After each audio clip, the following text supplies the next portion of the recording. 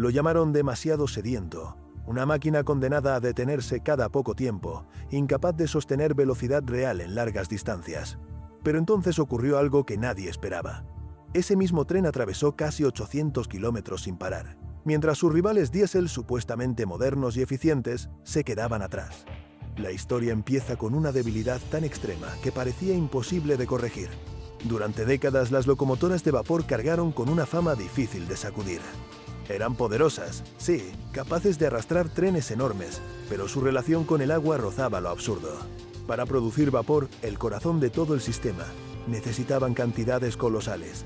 Por cada tonelada de carbón que ardía en el fogón, se evaporaban 7 u 8 toneladas de agua. No era una metáfora, era una ecuación implacable que marcaba el límite físico de cada recorrido. Imagina una locomotora de línea principal de principios del siglo XX. Detrás del motor, el tender parecía gigantesco, casi desproporcionado, porque la mayor parte de su volumen estaba dedicada al agua. Aún así, ese depósito solía rondar los 4.000 galones, acompañado por unas pocas toneladas de carbón. A plena exigencia, con el regulador abierto y el tren lanzado a velocidad, esa reserva podía desaparecer en apenas media hora. El vapor salía por la chimenea con una voracidad que ningún otro sistema ferroviario conocía. En rutas rápidas la cuenta era brutal. El consumo podía alcanzar decenas de miles de galones en pocas horas. Después de recorrer poco más de 100 kilómetros, el indicador del tender ya rozaba el mínimo. No importaba lo moderno del diseño ni la habilidad del maquinista, el agua siempre ganaba la batalla. Por eso cada línea férrea importante estaba sembrada de torres, mangueras y depósitos. El ferrocarril no se planificaba solo con estaciones, se planificaba con puntos de recarga. Ese detalle invisible para el pasajero lo controlaba todo. Los horarios se construían alrededor del agua. Los despachadores sabían que cada cierta distancia el tren debía detenerse, aunque la vía estuviera despejada y el reloj corriera en contra. En servicios de prestigio, donde la puntualidad era una promesa casi sagrada, esa limitación se sentía como una humillación técnica. La locomotora podía acelerar, pero el agua imponía el ritmo real. En la cabina, el maquinista vivía pendiente de dos cosas: la aguja de presión y el nivel del tender. Estirar unos kilómetros más era un cálculo constante, un pequeño riesgo que podía ahorrar minutos o provocar un retraso en cadena. Detenerse para cargar agua no era instantáneo. Había que alinear el tren, conectar la toma, esperar a que el depósito se llenara. A veces eran 10 minutos, otras veces media hora. En recorridos largos, esas pausas se acumulaban como granos de arena en un reloj. No faltaban voces que anunciaban el final del vapor. Ingenieros, directivos y fabricantes repetían el mismo argumento. Ninguna máquina que dependiera tanto del agua podía competir a largo plazo. Era una debilidad estructural, casi una sentencia. El vapor era fuerte, pero estaba encadenado a su propia sed. Cada 100 kilómetros, una parada obligatoria. Cada parada, tiempo perdido. Sin embargo, esa aparente condena despertó una idea incómoda. ¿Y si el problema no era la cantidad de agua, sino la forma de obtenerla? La pregunta empezó a circular entre talleres y oficinas técnicas. No como un sueño futurista, sino como una necesidad urgente. Las locomotoras ya eran rápidas, cada vez más rápidas. ¿Podría esa misma velocidad convertirse en una herramienta? La clave estaba en algo que todos daban por sentado. Para cargar agua, el tren debía estar quieto. Nadie lo cuestionaba. Pero algunos ingenieros comenzaron a observar el movimiento de otra manera. Un tren a gran velocidad genera fuerzas enormes. El aire se comprime, los objetos ofrecen resistencia, los fluidos reaccionan. En otras palabras, la energía ya estaba ahí, desperdiciada, pasando por debajo del tender a decenas de kilómetros por hora. La idea parecía casi ridícula al principio. Recoger agua sin detenerse, mientras el tren seguía avanzando. Demasiado peligroso, demasiado inestable, decían algunos. Pero otros insistían en que la física podía jugar a favor.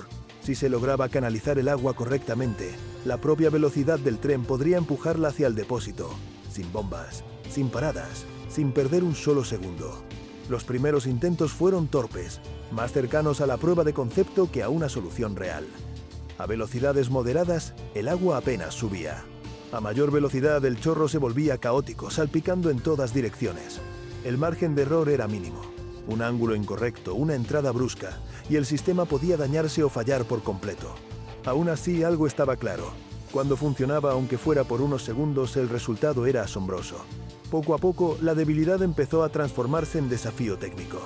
Talleres enteros se dedicaron a ajustar formas, curvas y mecanismos. No se trataba solo de recoger agua, sino de hacerlo con precisión quirúrgica, a alta velocidad, sin comprometer la estabilidad del tren ni la seguridad de la vía. Cada pequeño avance abría una posibilidad mayor. Mientras tanto, el reloj seguía corriendo. Los motores diésel comenzaban a aparecer en el horizonte, prometiendo eficiencia y autonomía. Eran más limpios, más simples en apariencia, y no necesitaban torres de agua cada pocos kilómetros. Para muchos, el vapor ya había perdido la carrera. Pero justo cuando esa idea parecía definitiva, surgió el detalle que casi nadie había considerado: una solución tan audaz que convertiría la sed en ventaja. Lo que ocurrió a continuación no solo cambió la forma en que los trenes tomaban agua, cambió la lógica misma de las largas distancias ferroviarias y preparó el escenario para una carrera inesperada entre el pasado y el futuro. La solución no vino de un gran anuncio ni de un laboratorio futurista, sino de una idea incómoda que obligaba a confiar en la física pura. Si el tren era lo suficientemente rápido, el agua no tendría que ser bombeada. Podía ser empujada hacia arriba por su propia inercia. Así nació un sistema tan simple en apariencia como brutal en ejecución: recoger agua mientras el tren avanzaba a toda velocidad. Bajo el tender se instaló una pala metálica articulada, una especie de cuchara reforzada que podía bajarse y subirse desde la cabina. Entre los rieles, en tramos específicos de la vía, se colocaban canales poco profundos llenos de agua. No eran estanques improvisados, sino estructuras de acero cuidadosamente niveladas, con rampas suaves en los extremos y una profundidad calculada al milímetro. La idea era que, al pasar sobre ese canal, la cuchara entrara en contacto con el agua y, gracias a la velocidad del tren, el líquido fuera impulsado hacia arriba por presión dinámica, directo al interior del tender. En teoría sonaba elegante. En la práctica era una danza peligrosa entre toneladas de acero, agua y velocidad. Si el tren iba demasiado lento, el agua apenas subía. Si iba demasiado rápido, el chorro se volvía violento, generando una explosión de spray que podía desperdiciar buena parte del recurso o incluso dañar el mecanismo. El punto óptimo estaba en una franja muy estrecha de velocidad, donde todo debía alinearse con precisión casi obsesiva. Los primeros ensayos dejaron claro que no bastaba con bajar una pala y esperar lo mejor. El ángulo de entrada tenía que ser exacto. 1 grado de más y la cuchara golpeaba el fondo del canal con fuerza suficiente para doblar el soporte. 1 grado de menos y el agua simplemente pasaba por debajo. Inútil. Además, el flujo que subía por el conducto debía ser ventilado correctamente. Sin salidas de aire adecuadas, la presión podía acumularse y provocar filtraciones, inundando el tender o enviando agua hacia la cabina. Cada fallo era costoso, pero cada acierto era una revelación. En una pasada bien ejecutada, el tender podía ganar miles de galones en menos de 1 minuto. No había mangueras, no había paradas, no había pérdida de impulso. El tren seguía avanzando, como si nada hubiera ocurrido, salvo por el nivel de agua que subía de forma casi mágica. Lo que antes requería una detención completa, ahora se resolvía en segundos, a plena marcha. Con el tiempo, el sistema se refinó. Se añadieron ventilaciones especiales en la parte superior del tender para aliviar la presión. Se ajustaron las formas de las cucharas para suavizar el flujo y reducir el spray. Incluso pequeños deflectores delante del canal ayudaban a centrar el agua, disminuyendo pérdidas y haciendo el proceso más predecible. Cada detalle importaba, porque el margen de error seguía siendo mínimo. La coordinación también era humana. El maquinista debía bajar la cuchara en el momento justo, ni antes ni después. 1 segundo de diferencia podía arruinar toda la maniobra. A esa velocidad, el canal pasaba en un suspiro. La tripulación entrenaba una y otra vez hasta convertir el gesto en reflejo. No había espacio para dudas. El sistema funcionaba solo cuando la máquina y el operador actuaban como una sola cosa. Cuando finalmente se integró de forma sistemática, el impacto fue inmediato. Las paradas por agua comenzaron a desaparecer de los horarios. Donde antes había un alto obligado, ahora solo había una marca invisible en la vía. Para el pasajero, el cambio era casi imperceptible. Para la operación ferroviaria, era una revolución silenciosa. Minutos ahorrados aquí y allá empezaron a sumar cantidades significativas en recorridos largos. En ciertas rutas estratégicas, los canales se colocaron a intervalos regulares, calculados según el consumo promedio y la capacidad del tender. Cada tramo estaba pensado como parte de una coreografía mayor. El tren no necesitaba llevar agua para todo el recorrido, solo la suficiente para llegar al siguiente punto de recogida. La vía, en cierto modo, se convirtió en un suministro continuo, una extensión del propio vehículo. Así fue como algunas locomotoras de vapor comenzaron a romper una de sus barreras históricas. Recorridos que antes exigían varias paradas ahora se realizaban de un tirón. La sed seguía ahí, pero ya no dictaba el ritmo. Por primera vez, el vapor podía competir en el terreno de la continuidad, algo que siempre se le había negado. Y entonces llegó la ironía. Justo cuando el sistema alcanzaba su madurez, los motores diésel empezaron a ocupar titulares. Se presentaban como el futuro inevitable: menos mantenimiento, menos personal, mayor eficiencia. En muchos aspectos no mentían. Pero había un detalle que casi nadie mencionaba en la publicidad. Los diésel también necesitaban detenerse para repostar. En sus primeras generaciones, los tanques de combustible no ofrecían autonomías infinitas. En trayectos largos, especialmente a altas velocidades, las paradas eran inevitables. Repostar combustible no era algo que pudiera hacerse en movimiento. Requería detener el tren, conectar mangueras, esperar. Exactamente lo que el vapor había logrado eliminar en lo referente al agua. De pronto la comparación se volvió incómoda. En ciertas rutas bien equipadas, una locomotora de vapor podía recorrer cientos de kilómetros sin detenerse, recogiendo agua sobre la marcha. El diésel, en cambio, debía frenar en puntos específicos para recargar combustible. No era una diferencia teórica, era una realidad operativa que se reflejaba en los horarios. Los registros de servicio empezaron a mostrar algo inesperado. En tramos largos, el tiempo total de viaje del vapor, contando sus maniobras en movimiento, podía ser igual o incluso menor que el del diésel, una vez sumadas las paradas obligatorias. La máquina considerada obsoleta estaba haciendo algo que su reemplazo no podía replicar todavía. Esto no significaba que el vapor hubiera ganado la guerra tecnológica. Sus desventajas seguían siendo reales, pero sí demostraba que la historia no era tan simple como se contaba. La sed, esa debilidad casi legendaria, había sido transformada en una ventaja circunstancial gracias a una idea audaz y a una ejecución impecable. Lo más fascinante es que todo dependía de algo intangible: el movimiento constante. Mientras el tren siguiera avanzando, podía seguir bebiendo. Detenerse ya no era una necesidad, sino una excepción. Esa lógica, tan contraria a la intuición inicial, redefinió lo que se consideraba posible para una locomotora de vapor. Y cuando esa lógica se aplicó a una de las rutas más importantes del continente, el resultado fue tan contundente que obligó a reescribir comparaciones, a replantear promesas y a mirar con otros ojos a una tecnología que muchos daban por muerta. Porque lo que ocurrió en ese corredor ferroviario no fue un experimento aislado, sino una demostración a gran escala de hasta dónde podía llegar el vapor cuando su mayor defecto dejaba de ser un freno. Cuando el sistema de recogida de agua en movimiento dejó de ser una rareza experimental y pasó a formar parte de la infraestructura real, todo cambió de escala.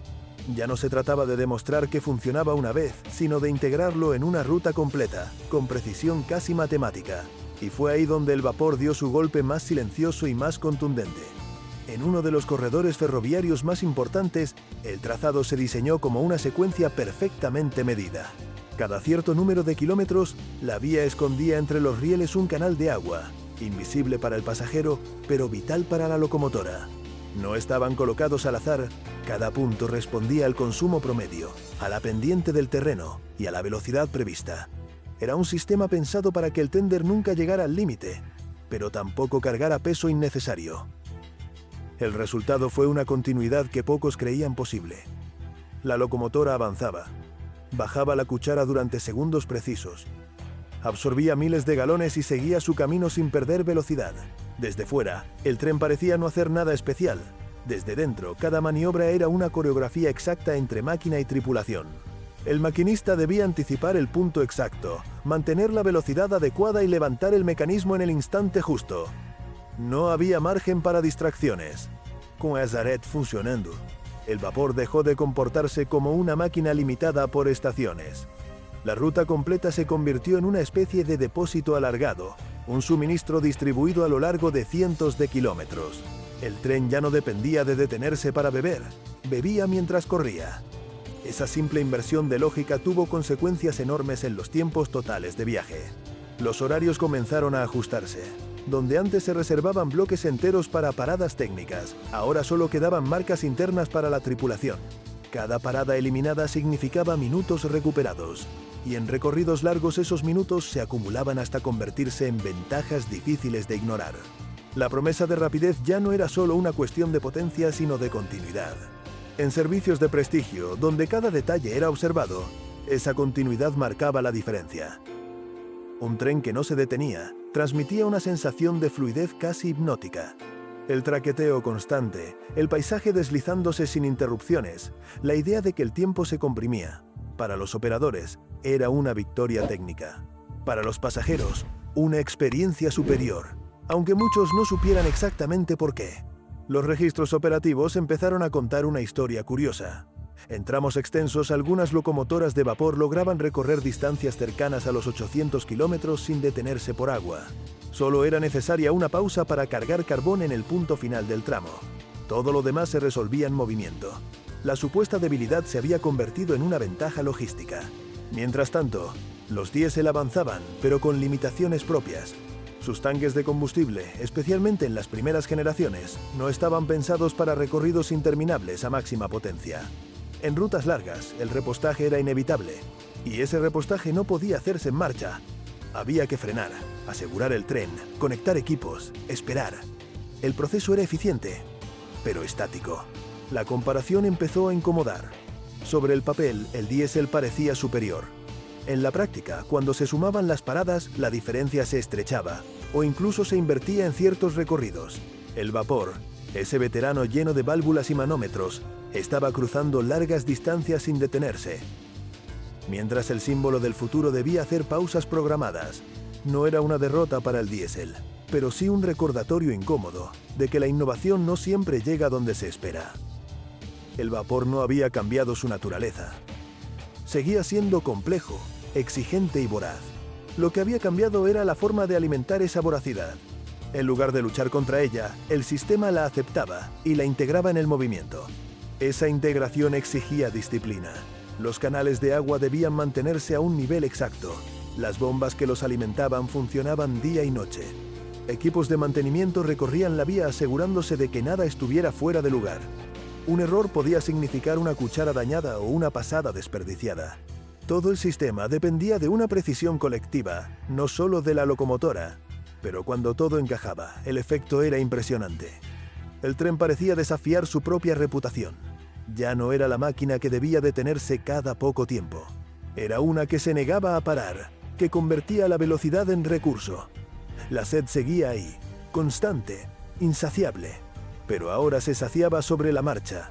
Este cambio también alteró la psicología de las tripulaciones. Antes, la parada por agua era un respiro forzado, una interrupción inevitable. Ahora, la atención debía mantenerse durante todo el trayecto. Cada canal exigía concentración absoluta, no había pausas mentales. El ritmo era continuo, exigente, casi deportivo. La recompensa era un recorrido limpio, sin interrupciones, una ejecución perfecta. Desde el punto de vista estratégico, el mensaje era claro. El vapor todavía tenía margen para sorprender.